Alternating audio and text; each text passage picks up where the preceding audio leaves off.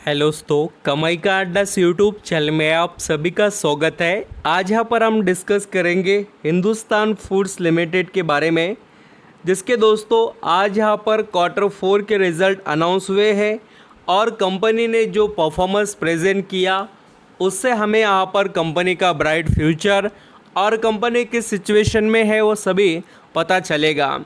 और कंपनी के अंदर जो अपडेट आए हैं हिंदुस्तान फूड्स लिमिटेड के, वो भी यहाँ पर हम इस वीडियो में कवर करेंगे। किसी के पास शेयर्स है या कोई ख़रीदना चाहता है तो ज़रूर अंडरस्टैंडिंग करना, जिससे आप सभी अपने प्रॉपर डिसीजन ले पाए। दोस्तों, जो ऑफिशियल जो भी अनाउंसमेंट होते हैं कंपनी के, उसके अंदर आपको फर्स्ट बोर्ड मीटिंग के थ्रू जो देखने को मिलेगा वो है, देखिए, कंसोलिडेट एंड स्टैंडर्ड रिजल्ट से रिलेटेड। नेक्स्ट, कंपनी ने दूसरा कोई बड़ा अनाउंसमेंट जैसे कि डिविडेंड, फंड रेजिंग, कोई एक्वाइजिशन, ऐसा कुछ भी अनाउंस नहीं किया। ओनली एंड ओनली यहाँ पर रिज़ल्ट यहाँ पर डिस्कस किए गए हैं। तो दोस्तों, जो भी फिगर्स है वो इन लैक्स में है। फटाफट यहाँ पर हम कंपनी के जो कंसोलिडेटेड रिज़ल्ट है उसको कवर करते हैं। पिछले साल यानी कि जो मार्च 2023 में कंपनी 66,069 जो यहाँ पर कमा रही थी इनकम लैक्स में, वो बढ़कर 73,444 हो चुका है लैक्स में। ईयरली बेसिस पर आपको इनकम ग्रोथ करते हुए देखने को मिलेगा। एंड क्वार्टरली देखेंगे तो 73,029 लैक्स से बढ़कर 73,444 हो चुका है। यानी कि जो ईयरली बेसिस पर है वो तो हमें काफ़ी इंटरेस्टिंग कंपनी का इनकम बढ़ते हुए देखने को मिला, बट क्वार्टरली देखेंगे तो थोड़ा सा बड़ा है, उतना ज़्यादा इम्प्रेसिव नहीं पर थोड़ा बहुत बड़ा है। अब दोस्तों आते हैं सबसे इम्पोर्टेंट पॉइंट पर भी, कंपनी ने जो यहाँ पर प्रॉफिट कितना कमाया। एक्चुअली प्रॉफिट ही हमारे लिए सबसे बड़े फिगर्स होते हैं। अगर आप पिछले साल देखेंगे तो हिंदुस्तान फूड्स लिमिटेड 2022 लैक्स का नेट प्रॉफिट कमा रही थी, जो बढ़कर अभी यहाँ पर 2,294 यहाँ पर आपको लैक्स में कंपनी का नेट प्रॉफिट देखने को मिलेगा। यानी ग्रोथ तो हुई है और अच्छी खासी देखने को मिली है। बट क्वार्टरली देखेंगे तो 2,203 जो कंपनी का लैक्स में नेट प्रॉफिट था वो बढ़कर 2,294 हुआ। तो लगभग हम कह सकते हैं कि 90 लाख के करीब की ही ग्रोथ क्वार्टरली कंपनी के नेट यहाँ पर प्रॉफिट में हिंदुस्तान फूड्स लिमिटेड के देखने को मिली। अगर आप नोटिस करेंगे तो आपको यहाँ पर कंपनी के जो अर्निंग पर शेयर में भी जो ईयरली बेसिस पर है वो बहुत बड़ा बदलाव या चेंज देखने को मिलेगा, और क्वार्टरली उतना कोई ज़्यादा नहीं। एक बाउंड्री पर हम कहेंगे रिज़ल्ट क्वार्टरली बेसिस पर आए हैं। अब दोस्तों ये तो हो गए कंसोलिडेटेड रिज़ल्ट। अब डिस्कस करेंगे स्टैंडअलोन। यहाँ पर जो रिज़ल्ट स्टैंडअलोन पेश किए गए हैं उसको मैं कवर कर बता देता हूँ। और आप नोटिस यहाँ पर भी एक पॉइंट कर सकते हो कि कंपनी का जो ग्रोथ का परफॉर्मेंस है वो आपको ईयरली बेसिस पर काफ़ी स्ट्रांग देखने को मिलेगा। चाहे दोस्तों नेट प्रॉफिट का रहने दो या नेट यहाँ पर सेल्स का या इनकम का हम कह सकते हैं। अब डायरेक्टली मैं वक्त नहीं लूँगा आपका, इसका प्रॉफिट दिखाता हूँ स्टैंडअलोन बेसिस का कैसा रहा कंपनी का।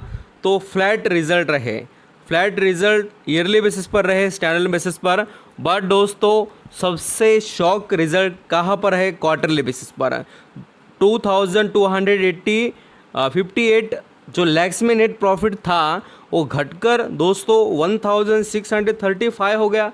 यानी कि कंपनी के रिज़ल्ट काफ़ी यहाँ पर हम कह सकते हैं पैनिक वाले हैं, और कंपनी पर हमें इसका इम्पैक्ट यानी कि स्टॉक प्राइस पर देखने को मिल सकता है काफ़ी हेवीली। अब डिस्कस करेंगे स्टॉक से रिलेटेड। आप दोस्तों जैसे कि हिंदुस्तान फूड्स लिमिटेड का अगर शेयर देखेंगे तो 500 रुपये के करीब शार्प ट्रेड कर रहा है, और काफ़ी समय से एक लिमिटेड रेंज में इसका परफॉर्मेंस दिखाई हमें दिया है। बट दोस्तों अभी एक बात सबसे बड़ी ये है कि कंपनी के अभी रिज़ल्ट आए हैं। देखिए, कंपनी को चाहिए रीज़न, चाहे वो स्टॉक के अंदर ग्रोथ हो या गिरावट, उसके पीछे रीज़न चाहिए, और रीज़न तगड़ा भी मिल रहा है कि कंपनी के रिज़ल्ट उतने कोई ख़ास नहीं आए। अगर इस स्टॉक ने हम यहाँ पर ये कह सकते हैं कि जो 480 रुपये का लेवल जो है उसे क्रॉस किया तो हमें यहाँ पर फिर बड़ा करेक्शन देखने को मिल सकता है, और वो दोस्तों शार्प 350 के करीब का। तो इसलिए भी अवेयर रहिए। इस तरीके से यहाँ पर आपका निवेश है, आप लॉन्ग टर्म के निवेशक है तो कोई चिंता करने की बात नहीं है। अगर आप यहाँ पर शॉर्ट टर्म के निवेशक है तो आप थोड़ा अंडरस्टैंडिंग कर चल सकते हो। तो आई होप, मुझे लगता है कि आप डिटेल समझ रहे हो। अब शेयर होल्डिंग की डिटेल भी मैं डिस्कस करता हूँ। अगर यहाँ पर मार्च 2024 के शेयर होल्डिंग को नोटिस किया जाए तो प्रमोटर की होल्डिंग कम हुई है।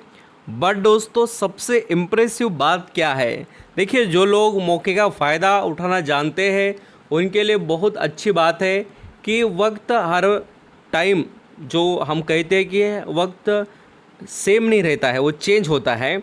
अभी इसके अंदर आपने नोटिस किया हो तो आपको एक बड़ा पॉइंट देखने को मिलेगा कि DIS ने स्टेक बढ़ा दिया है, वो भी मामूली स्टेक नहीं, लगभग 2% के करीब का। तो आप यहाँ पर देख सकते हैं कि DIS में भी आपको बड़े निवेशक देखने को मिलेंगे जो यहाँ पर हिंदुस्तान फूड्स लिमिटेड के शेयर खरीद रहे हैं।